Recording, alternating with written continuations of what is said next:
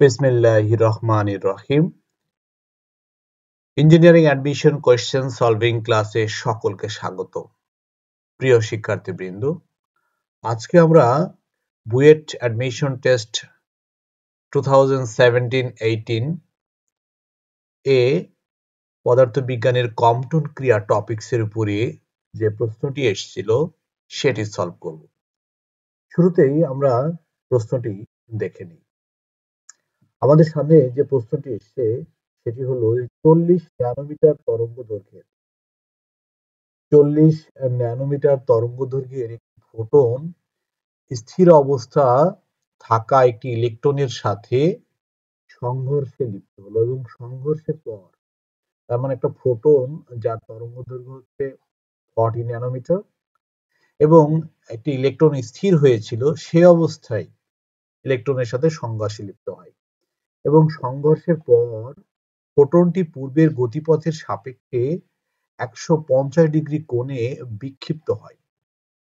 বিক্ষিপ্ত ফোটন অর্থাৎ আলো এর বেগ এবং তরঙ্গ দৈর্ঘ্য নির্ণয় করে। বুয়েট অ্যাডমিশন টেস্টে 2017-18 শিক্ষাবর্ষে প্রশ্নটি এসেছে। তো আমরা একটু বুঝে নিই ঘটনাটা কি। আসলে আমরা এটা প্রশ্ন এসেছে কম্পটন ক্রিয়া থেকে। কম্পটন ক্রিয়ার যে ফাংশন সেটা হচ্ছে আমরা জানি, এই যদি আমাদের একটা স্থির ইলেকট্রন হয়, স্থির ইলেকট্রন, তো এখান থেকে আলো এসে অর্থাৎ ফোটন এসে একে কি করবে, ধাক্কা দিবে।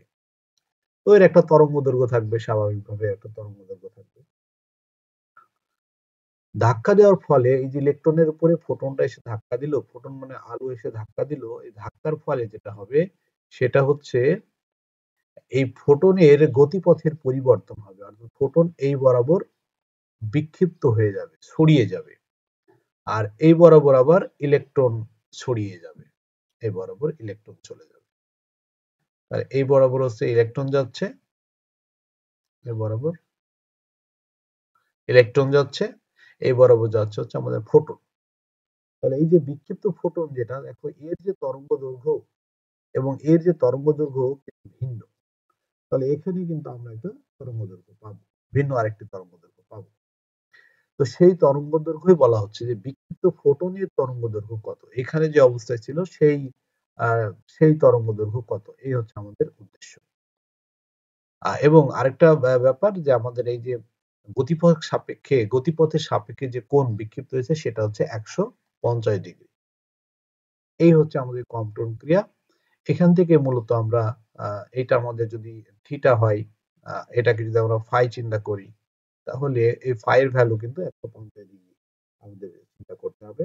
তো আমাদের প্রবলেমটা সলভ করার জন্য আমরা শুরুতে আমাদের ডেটা গুলো আমরা লিখে নিই। আমাদের যে ডেটা, সেই ডেটা গুলো আমরা একটু লিখে নিই। তো আমাদের সামনে প্রথমেই দেওয়া হচ্ছে তরঙ্গ দৈর্ঘ্য। তরঙ্গ দৈর্ঘ্যের ইংরেজি হচ্ছে ওয়েভ লেন্থ। ওয়েভ লেন্থ, তরঙ্গ দৈর্ঘ্য ইংরেজি ওয়েভ লেন্থ। তো এখানে আমাদের যে তরঙ্গটা দেওয়া আছে, এখানে এত তরঙ্গ দৈর্ঘ্যের ফোটন এসে কি করলো, ইলেকট্রনকে ধাক্কা দিল, তাহলে এটা আপতিত। তাহলে আপতিত ফোটনের যে তরঙ্গ দৈর্ঘ্য, সেই তরঙ্গ দৈর্ঘ্য ল্যামডা নট দিয়ে লিখি আমরা, সেই ল্যামডা নট ইকুয়াল হচ্ছে 40 ন্যানোমিটার। 40 ন্যানোমিটার। আমরা জানি যে তরঙ্গ দৈর্ঘ্যের একক হচ্ছে মিটার। আর এখানে 40 ন্যানোমিটারকে আমরা যদি মিটার প্রকাশ করতে হয়, আমাদের 10⁹ দিয়ে ভাগ করতে হবে। আমরা ভাগ করলে উপরে গিয়ে মাইনাস হয়ে যায়, 10⁻⁹ মিটার। এই পেয়ে গেলাম আমরা হচ্ছে আপতিত ফোটনের তরঙ্গ দৈর্ঘ্য, এত মিটার। আচ্ছা, মিটার। ওকে, এরপর আমাদের বিক্ষিপ্ত কোণের মান দেওয়া হচ্ছে। বিক্ষিপ্ত কোণ, স্ক্যাটার্ড অ্যাঙ্গেল যেটা, সেই বিক্ষিপ্ত কোণকে আমরা লিখি কিন্তু ফাই দিয়ে লিখি আমরা, কারণ এখানে দুইটা কণা বিক্ষিপ্ত হয়, একটা হচ্ছে ফোটন কণা বিক্ষিপ্ত হয় এবং একটা ইলেকট্রন বিক্ষিপ্ত হয় বা ছড়িয়ে যায়। তাহলে সেই ফাই ইকুয়াল আমাদের হচ্ছে 150 ডিগ্রি। এই হচ্ছে আমাদের বিক্ষিপ্ত কোণ। এই বিক্ষিপ্ত কোণে যখন ফোটন বিক্ষিপ্ত হবে, সে বিক্ষিপ্ত ফোটনের তরঙ্গ দৈর্ঘ্য, বিক্ষিপ্ত আমরা একটু লিখে দিই, বিক্ষিপ্ত ফোটনের তরঙ্গ দৈর্ঘ্য এটাকে আমরা লিখবো হচ্ছে ল্যামডা দিয়ে। আগেরটাকে আমরা ল্যামডা নট দিয়ে লিখেছি, আর এখানে আমরা লিখবো বিক্ষিপ্ত ফোটনের তরঙ্গ দৈর্ঘ্য ল্যামডা ইকুয়াল হোয়াট। এটাই কিন্তু আমাদের লক্ষ্য। আরেকটা দেওয়া হচ্ছে আমাদের বিক্ষিপ্ত ফোটনের বেগ কত। তো বিক্ষিপ্ত ফোটনের বেগ অর্থাৎ আলোর বেগ কিন্তু আমরা জানি, সে আলোর বেগটাকে আমরা সি দ্বারা লিখি, C equal 3 into 10⁸8।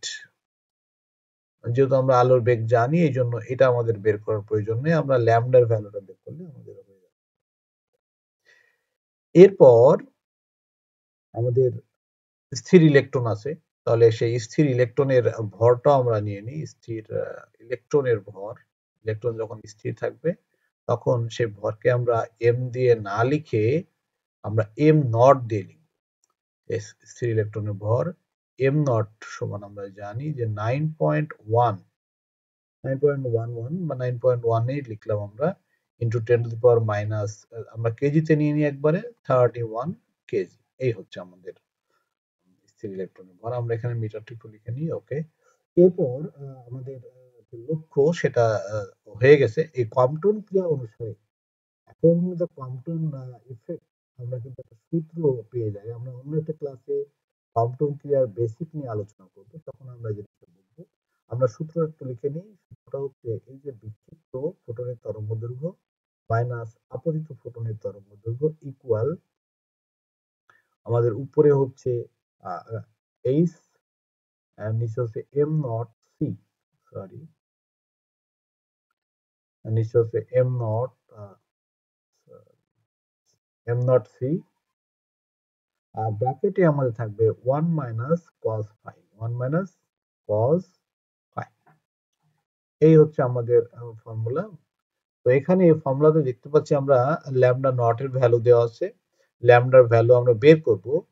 Am not এর ভ্যালু আমরা পেয়েছি, সি এর ভ্যালু আমরা পেয়েছি, ফাই এর ভ্যালু পেয়েছি, কিন্তু এইচ এর ভ্যালু নেই। এইচ হচ্ছে প্লাঙ্কের ধ্রুবক।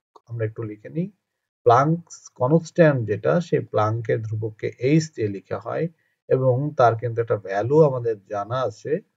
যদি আমাদের প্রশ্নে দেওয়া নেই, কিন্তু এই প্রশ্ন সলভ করতে গেলে আমাদের কিন্তু প্লাঙ্কের কনস্ট্যান্ট এই ভ্যালুটা কিন্তু জানা লাগবে, অর্থাৎ 6.63 ইন্টু 10⁻⁻34, 10⁻⁻34 জুল সেকেন্ড।